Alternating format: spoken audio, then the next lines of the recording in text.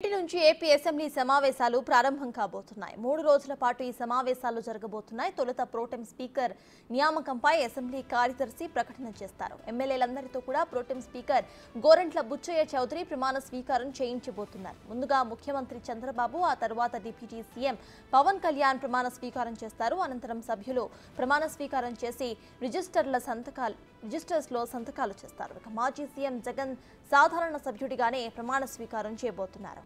ఆంగ్ల అక్షరాల వరుస సక్రమంలో సభ్యులను పిలుస్తారు. అనంతరం శాసనసభ సభాపతి ఎన్నికల ప్రక్రియను ప్రకటిస్తారు.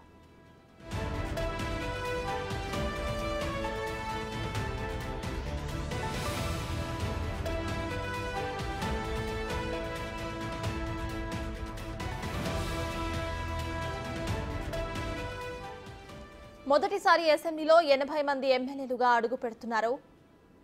ఫస్ట్ టైం ఎమ్మెల్యేగా డిప్యూటీ సీఎం హోదాలో పవన్ కళ్యాణ్ అసెంబ్లీలో అడుగు పెట్టబోతున్నారు. ఇక చంద్రబాబు గత అసెంబ్లీలో చేసిన శపథాన్ని నిలబెట్టుకున్నారు. తాను మళ్లీ అసెంబ్లీకి వస్తే సీఎం హోదాలోనే వస్తానని గతంలో ఛాలెంజ్ చేశారు. ఆయన చెప్పినట్టుగానే ముఖ్యమంత్రి హోదాలో నేడు అసెంబ్లీలో అడుగు పెట్టబోతున్నారు.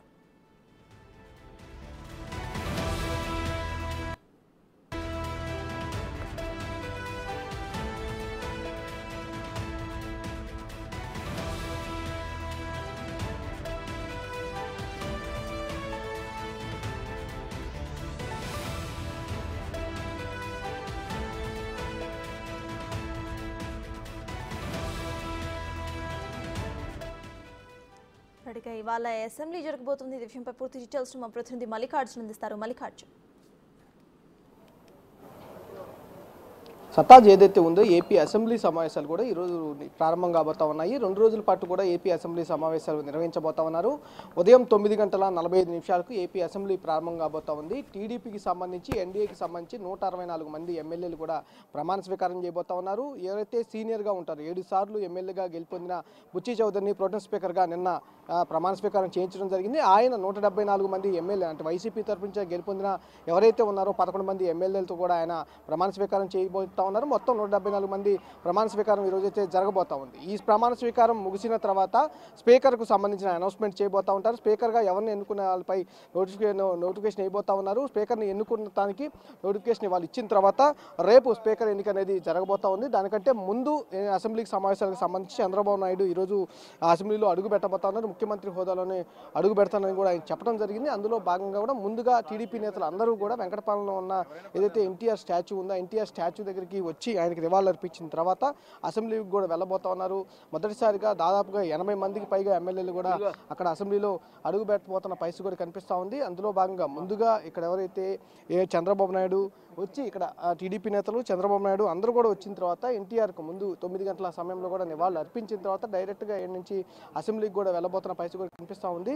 ఏదైతే 2022 ఆ సమయంలో కూడా ఆయన ప్రమాణ శపథం చేసి మరి అసెంబ్లీలో ఏదైతే శపథం ముఖ్యమంత్రిగా హోదాలోనే మళ్ళీ నేను అడుగు పెడతానంటూ ఏదైనా శపథం చేశారో ఆ నేపథ్యంలోనే ఆ శపథాన్ని నెగ్గించుకొని ముఖ్యమంత్రి హోదాలోనే చంద్రబాబు నాయుడు అసెంబ్లీలో అడుగు పెడుతున్న పరిస్థితి కూడా కనిపిస్తూ ఉంది. అలాగే పవన్ కళ్యాణ్ కూడా మొదటిసారిగా పవన్ కళ్యాణ్ కూడా ఎమ్మెల్యేగా అడుగు పెట్టబోతా ఉన్నారు.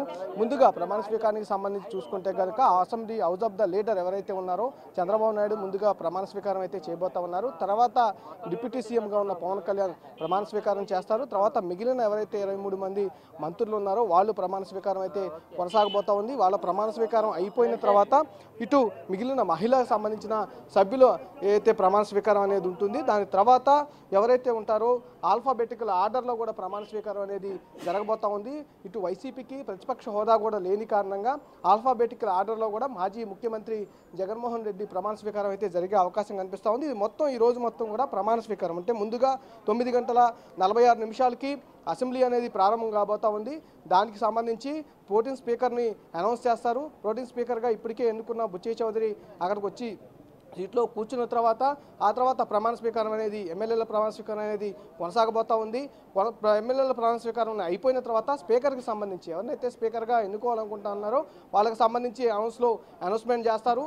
ఏదైతే అధికార పక్షం ఉందో ఇటు ఎన్డీఏ తరపు నుంచి కూడా ఒక పేరుని సూచిస్తారు. వాళ్ళని సంబంధించి రేపు ఎన్నుకునే అవకాశం అయితే కనిపిస్తూ ఉంది. రేపు ఉదయం పూట స్పీకర్ ఎన్నిక అనేది జరగబోతా ఉంది. సత్తాజ్. Right, thank you Mallikarjun.